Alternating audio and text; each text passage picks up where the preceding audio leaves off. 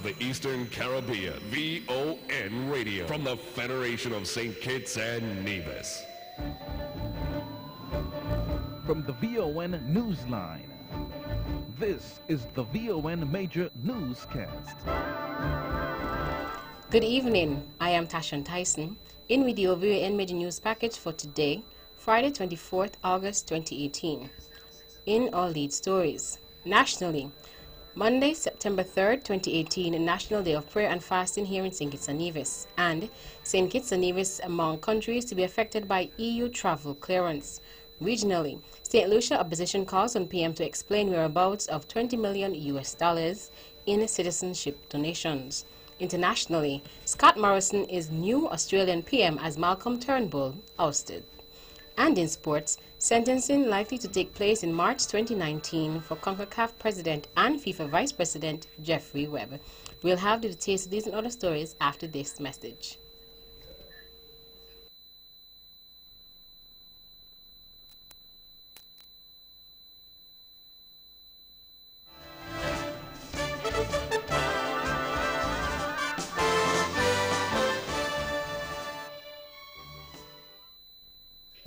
Another look. Different from how you've seen it before. Another look. Takes an in-depth look into business, politics, science, technology, religion, and more. Another look. Featuring documentaries from the BBC, regional features, and local ones too. Another look. Every Monday at 3 p.m. on the Eastern Caribbean's powerhouse, VON.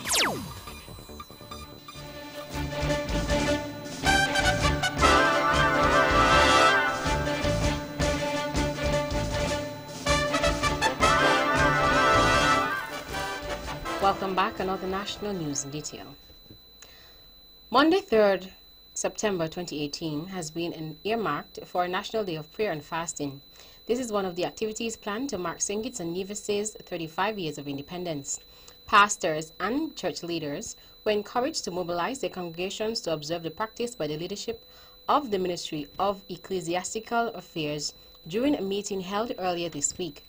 Permanent Secretary Von Dublin Collins said that the ministry will assist in promoting any events planned by the churches and called on all citizens and residents to mark the occasion. Senior Minister and Minister of Ecclesiastical Affairs, the Honorable Vance Amy, said that strengthening relations with the church is a priority for government as it continues to build partnerships with stakeholder groups and organizations across society. He added that prayer and fasting are scriptural and should not only be encouraged during times of crisis. Independence Day is celebrated annually on September 19th. Starting in 2021, nationals of St. Kitts and Nevis and citizens from 61 other countries traveling to and within the European Union's so-called Schengen zone will have to undergo a new form of travel clearance. The EU said the new procedure is in keeping with recent security concerns regarding terrorism and the migrant crisis in Europe. It is called ETIAS, which stands for European Travel Information and Authorization System, a completely electronic system that allows and tracks visitors from countries that do not need a visa to enter the EU. St. Kitts and Nevis is among 61 countries worldwide which are not part of the EU, but whose citizens do not need a visa to enter the Schengen zone. Citizens of these countries are allowed to go into countries in the Schengen zone for business or travel purposes for up to 90 days. During these 90 days, these visitors are not allowed to work or study but can engage in business and tourism activities. When ETS comes into effect in 3 years' time, citizens from these 61 countries, including St. Kitts and Nevis, will undergo a detailed security check to determine whether they can be allowed entry into the EU. It will gather, track, and update necessary information regarding visitors to determine whether it is safe for them to enter EU countries. The legal procedures to pass the ETS started in 2016, and the system is expected to be in place by 2021. Permanent Secretary in the Ministry of Education here in Nevis, Mr. Kevin Barrett, issued a statement earlier today, August 24, 2018, setting out the Nevis Island Administration's NIA guidelines for students applying for assistance for study in St. Kitts. It reads in part, and I quote, "The NIA has responded very positively to the many requests that we would have gotten from students who are enrolled full-time at the Clarence Fitzroy Bryant College CFBC and the Advanced Vocational Education Center AVIC, and they have been asking for quite some time for some assistance when it comes to traveling by ferry over to St. Kitts," end quote. He further stated that the NIA responded positively and is offering some travel assistance to all of those students who are enrolled. According to P.S. Barrett, 10 passes will be made available per month for the students, and this would run over their 2 years at CFBC. The application process will commence next week at the Ministry of Education here on Nevis, and this offer is made to students who are going to the CFBC and AVIC involved in subjects which are not offered at the Nevis Sixth Form College. Essentially, the initiative is not for all who are attending CFBC, but there is a criteria that you have to qualify for, and that would be captured by the application from when you come to the Ministry of Education to make your application. The process begins on Monday, August 27th, and the assistance will begin in the month of September. A search operation is continuing for a man feared missing at sea on Thursday, 23rd August 2018. The St. Kitts Nevis Coast Guard has so far conducted searches at sea, while members of the Royal St. Christopher and Nevis Police Force conducted searches on land. At about 11 a.m. on Thursday, August 23rd, police received a report that 71-year-old Curiel Robinson of Charlestown had gone swimming and did not return. Investigations have revealed that at 6 a.m. on Thursday, Robinson met with another person. It was revealed that he, Robinson, swam from Fort Charles, heading towards Jessops, while the other person walked to the same area. The last place Robinson was seen was somewhere off the Charlestown Pier. He has not been seen since. The government continues to deliver affordable and quality homes for low to middle income families. This comes as 40 homes were distributed in constituencies number 7 and number 3 on August 21st and 23rd under the Unity Housing Solutions Program, which is administered by the National Housing Corporation, NHC. Minister of Human Settlement, the Honorable Eugene Hamilton, said that the guiding conduct of the Team Unity administration is to do the greatest good for the greatest number of persons. On Tuesday, Minister Hamilton said that 170-plus homes will be delivered throughout the island.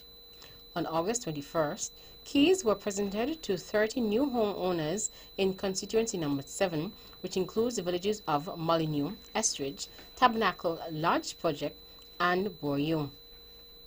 The key presentation ceremony was held in Molyneux at the Catholic Street Housing Extension. On August 23rd, at a similar ceremony held in Lagreet Village, West Bastier, 12 citizens became homeowners after receiving keys to their homes from NHC. The $18 million resurfacing project of the Robert L. Bratcher International Airport runway began on Monday, August 20th. The project is expected to resolve the many complaints received from pilots as well as airlines operating there. Over the next 90 days, the 8,250 feet of runway at the RLB airport will be resurfaced. Work will commence from 10 p.m. to 5 a.m. By 6 a.m., the airport will be opened. However, it is understood that the works are not limited to the runway. Moreover, there are 3 taxiways that will be repaired, but the main focus will be on the Taxiway Alpha, which is the longest taxiway at the airport. Maintaining a healthy workforce through movement and diet, and the slogan SKN Nation on the Move. That's the theme and slogan under which a week of activities has been organized by the Ministry of Health here in St. Kitts and Nevis for Caribbean Wellness Week 2018. A release from the Ministry of Health states that this is part of the mission to reduce the prominent issues arising with non-communicable diseases, NCDs, in the Federation of St. Kitts and Nevis. It says the burden of NCDs is posing a tremendous challenge to the economy, with 83% of deaths in the Federation being attributed to NCDs among persons between 30 to 70 years of age, which is a real threat to the health of working-age adults. The Ministry of Health is focusing on promoting movement and healthy eating, which are two critical steps towards reducing the risk of NCDs to create a healthier, happier nation. Activities taking place for this year's Caribbean Wellness Week includes Caribbean Wellness Day Walk on September 8th, starting from 5 a.m., faith-based health screening at local churches on September 9th, Health and Family Life Endurance Tests being spearheaded by the Ministry of Education on September 10th. Other activities include Take 5 Nutrition Program Campaign on September 11th, Day of Rest on September 12th, National Health and Wellness Fair on September 13th, and National Sneaker Day and Soca-sized workout at the St. Kitts Marriott on September 14th. 4 more nationals will have the opportunity to pursue studies in the Republic of Cuba, having been the successful recipients of scholarships from the government of the Republic of Cuba. The presentation was made during an official presentation ceremony on Tuesday, August 21st, at the Embassy of the Republic of Cuba in Bastir. Julissa Newman of Keyon and Julani Garanden of Sunny Point are the recipients of a full 7-year scholarship to pursue degrees in medicine. Dr. Yannick Henry from St. Paul's will complete a 3-year specialization in the area of pediatrics, while Dr. Natasha Weeks from Phillips Village will complete a 3-year specialization in the area of surgery. Both doctors previously completed their medical degrees in Cuba. And finally, Premier of Nevis, Honorable Mark Brantley, will be holding his 7th in a series of monthly press conferences. The conference will be held on Wednesday, 29th August 2018. It will be held at the Cabinet Room on the 2nd floor of the Social Security Building at Pinnes Estate at 9:30 a.m. At the event, Premier Brantley will seek to address and provide an update on matters of national interest. The conference will be carried live on VON Radio. That's our national news segment. You can visit our website at www.vonradio.com or check us out on Facebook at Von Radio, as well as youtube.com. News from across the region is next.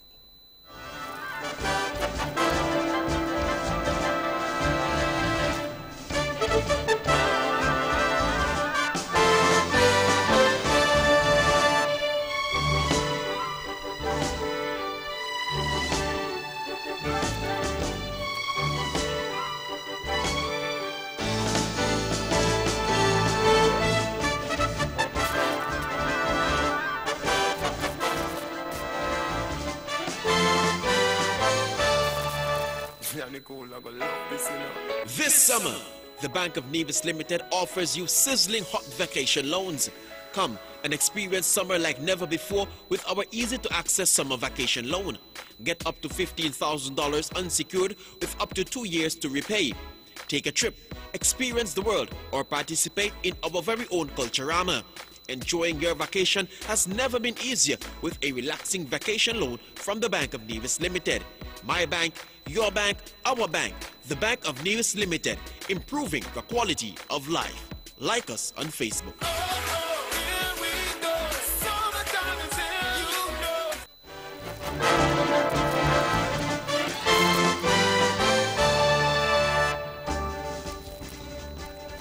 Welcome back. Another regional news in detail. Out of St. Lucia, Opposition Member of Parliament Dr. Ernest Hilaire has called on St. Lucia's Prime Minister Alan Chastanet to explain what happened to approximately $20 million in Citizenship by Investment Program (CPI) donations that the developer of the Ritz-Carlton project, Range Developments, generated and thereafter expected to be made available as initial construction finance. The opposition St. Lucia Labour Party SLP has been calling on the Prime Minister to provide full public disclosure on the now abandoned Ritz-Carlton and the financing agreement with Range Developments. Accordingly, the SLP called for the following. 1. That the Minister with responsibility for investment, Bradley Felix, and Pinkley Francis, Chairman of Invest St. Lucia, make a public statement on the range development matter. 2. That the Prime Minister accounts for the CIP monies that have been earned since the launch of the citizenship program. And 3. The Cabinet makes every effort to settle this matter in the best interest of St. Lucia and avoid taxpayers having to be burdened with the decision of the court which may not be favorable to St. Lucia. Out of the Bahamas. The Bahamas government will launch an investigation into the situation that unfolded over the past week between some former members of the Bahamas Power and Light BPL board and Minister of Public Works Desmond Bannister, according to Prime Minister Dr. Hubert Minnis. After months of reported tension within the board and the resignation of 3 of its members, the government asked the remaining board members to hand in their resignations last week. The former board was made up of Daniel Osborne, who was the executive chairman, Nick Dean, Nicola Thompson, Patrick Rollins, Ferron Bethel, and Whitney Hastings, who is the CEO of BPL.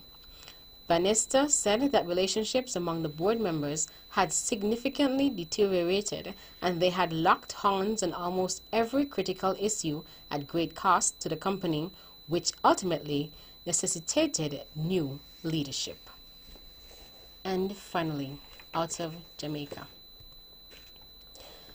Governor of the Bank of Jamaica BOJ, Brian Winter, has dismissed reports that the central bank is devaluing the Jamaican dollar as part of plans to increase the inflation rate. Winter emphasized, and I quote, "It is absolutely not true, and it takes you down a wrong path if you believe that's what we are actually doing. We are not doing that," end quote. He was speaking at a press briefing on August 22nd, where official correspondence from the BOJ outlining the factors resulting in Jamaica's inflation target shortfall as at June 2018 was released. In September 2017, the government set a medium-term inflation target of 1.0 to 6.0% to be achieved and maintained by the BOJ from April 2018 onwards. However, between April and June 2018, the 12-month rate fell below the lower 4.0% band. That's it for regional stories. Stay with us for news from around the world.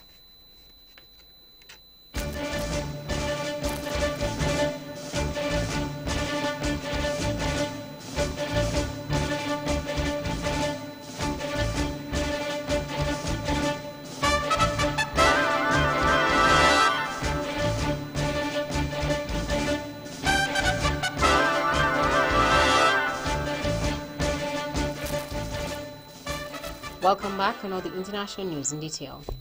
Scott Morrison has become Australia's new Prime Minister after Malcolm Turnbull was forced out by party rivals in a bruising leadership contest. Mr. Turnbull had been under pressure from poor polling and what he described as an insurgency by Conservative MPs. Mr. Morrison, the Treasurer, won an internal ballot 45-40 over former Home Affairs Minister Peter Dutton, who had been Mr. Turnbull's most vocal threat. Phil Mercer reports. Scott Morrison and his deputy have presented themselves as the new generation that can put a bruised and battered government back together. They've promised to focus on the drought that has gripped much of eastern Australia, but as they try to get back to business, huge divisions remain in the centre-right coalition. Malcolm Turnbull, the former Prime Minister, said that Australians would be dumbstruck and appalled by this week's political infighting. Regaining the trust of voters will be Scott Morrison's great challenge. President Emmerson Mnangagwa's win in last month's poll has been upheld by Zimbabwe's Constitutional Court. The opposition MDC Alliance had brought the legal challenge saying the vote was marred by mammoth theft and fraud, but this was rejected by the court. Delivering the verdict, Chief Justice Luke Malaba called allegations of tampering bold and unsubstantiated. It was Zimbabwe's first election since longtime leader Robert Mugabe was ousted from power last year. Spain's socialist government has passed a decree to exhume the remains of the late fascist dictator Francisco Franco from a huge mausoleum near Madrid. The Valley of the Fallen, 50 kilometers from Madrid, was created by the dictator who died in 1975. Today, the site is seen as glorifying his victory in the 1936 to 1939 Civil War. Mike Saunders reports. It is a grandiose burial site. A huge cross stands sentinel in the Guadarrama Hills. Beneath lies the Catholic Basilica, where General Francisco Franco's tomb has pride of place in the nave. Unlike the anonymous thousands also buried there, he did not die in the civil war that killed up to 500,000 Spaniards in the 1930s. The victorious fascists built it as a symbol of national reconciliation. It has proved anything but. For the far right, it's a place of pilgrimage where sympathizers give fascist salutes. For the left, it's a vainglorious reminder of their defeat. And finally, more than 130 lawmakers from across Southeast Asia Thursday demanded the international community bring officials in Myanmar to justice for the atrocious crimes it committed against Rohingya population in Rakhine State. In a joint statement, 132 sitting MPs from 5 countries, Indonesia, Malaysia, the Philippines, Singapore, Timor-Leste, including 22 members of ASEAN Parliamentarians for Human Rights, called on members of the UN Security Council, UNSC, to refer the situation in Myanmar to the International Criminal Court, ICC. Jonathan Head reports. This is an unusually strong statement from politicians in a region where governments typically go out of their way to avoid criticizing each other. In their statement, the MPs expressed their grave concern over the risk of impunity for the perpetrators of atrocities against the Rohingya population in Rakhine State last year. Myanmar is not a signatory to the Rome Statute, which established the International Criminal Court, so the court has no automatic jurisdiction there. That brings us to the end of our news segments. The latest in sports is next.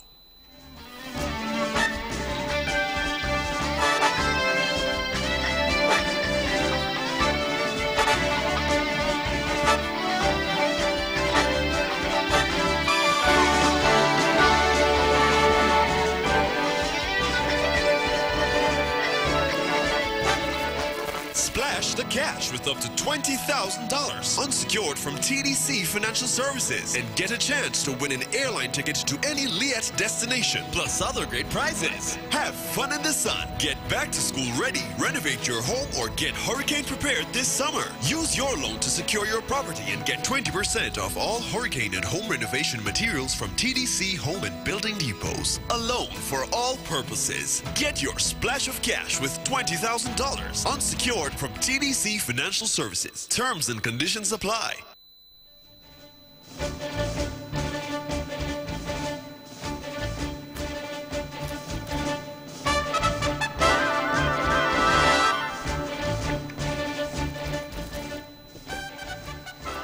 Welcome back to another Sports in Detail. The 54-year-old Webb pleaded guilty back in November 2015 to racketeering, wire fraud and money laundering, conspiracies in the U.S.-led crackdown on bribery and corruption in international football, and was due to be sentenced next month. Webb has been under house arrest in the U.S. for most of that time and has already agreed to forfeit more than $6.7 million US. However, he was able to secure the latest postponement through his lawyer, Ernie Go, who asked prosecutors to push sentencing back by 6 months. This now means that any sentencing is now likely to take place in March 2019. He had been named in a 47-count indictment announced by the U.S. Department of Justice, with Trinidadian Jack Warner, a former CONCACAF chief and long-serving FIFA vice president, also included. Webb is also wanted by Cayman Islands authorities in connection with another matter. Local charges are pending against him for his role in the scandal involving the CarePay swipe card contract at the health services Authority. Webb and longtime friend and former FIFA treasurer Conova Watson, who has already been convicted, are accused of pocketing millions of dollars in connection with that case. It's not yet clear if U.S. authorities will extradite him to the Cayman Islands to face the court on that matter. In football, FIFA has given the president of the Palestinian Football Association a 12-month match suspension after he urged fans to burn shirts and pictures of Lionel Messi. Jabril Rajoub has also been fined 20,000 CHF for inciting hatred and violence with statements made before a friendly match between Argentina and Israel. The match was due to take place in June in Jerusalem, but was then cancelled. Rajoub will not be able to attend football matches in any capacity. In June, Argentine Foreign Minister Jorge Fori had said he believed his country's footballers were not willing to play the game against Israel. After the match was cancelled, the Palestinian FA issued a statement thanking Messi and his teammates. Still in football, Tottenham captain Hugo Lloris has been charged with drunk driving after being stopped by police in West London. The 31-year-old goalkeeper was stopped by a routine patrol in Gloucester Place in early hours today, Friday. Lloris has been at Spurs since joining from Lyon in 2012, making 256 appearances for the Premier League club. He captained France as they won the World Cup for the second time in Russia this summer. The Metropolitan Police said Lloris has been released on bail and is due at Westminster Magistrates Court on Tuesday, 11th September. And finally, in tennis, Andy Murray will play Australia's James Duckworth when he makes his return to Grand Slam tennis after a 14-month absence with a hip injury. The former world number 1, now ranked 378th, could play third seed Juan Martín del Potro in the third round. Kyle Edmund, his replacement as British number 1, faces Italy's Paolo Lorenzi, while Cameron Norrie meets Australian Jordan Thompson. Meanwhile, Joanna Konta is set to face French 6th seed Caroline Garcia. British number 1 Konta 27 has dropped to 46 in the rankings after a year in which she has struggled to find consistency. The U.S. Open, the fourth and final major of the year, begins in New York on Monday. That's it for sports. The General Weather Forecast is next.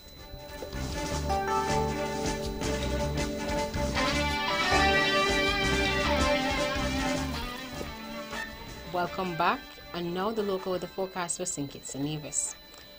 Weather tonight will be partly cloudy with a 40% or moderate chance of showers. Weather tomorrow would be partly sunny with a 50% or moderate chance of showers. Winds are east at 15 to 28 kilometers per hour or 8 to 15 knots. Seas are moderate with significant wave heights 1.2 to 1.5 meters or 4 to 5 feet. Sunrise tomorrow would be at 5:56 a.m. And that's how we wrap up the mid-news package for today, Friday, 24th August 2018. Before we go, let's take a look at the headlines once again.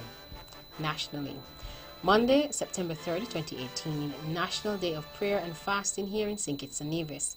And St. Kitts and Nevis among countries to be affected by new EU travel clearance. Regionally, St. Lucia opposition calls on PM to explain whereabouts of $20 million in citizenship donations. Internationally, Scott Morrison is new Australian PM as Malcolm Turnbull ousted. And in sports, sentencing likely to take place in March 2019 for CONCACAF President and FIFA Vice President Jeffrey Webb. On behalf of the rest of the news team, I am Tashan Tyson, wishing you a great weekend.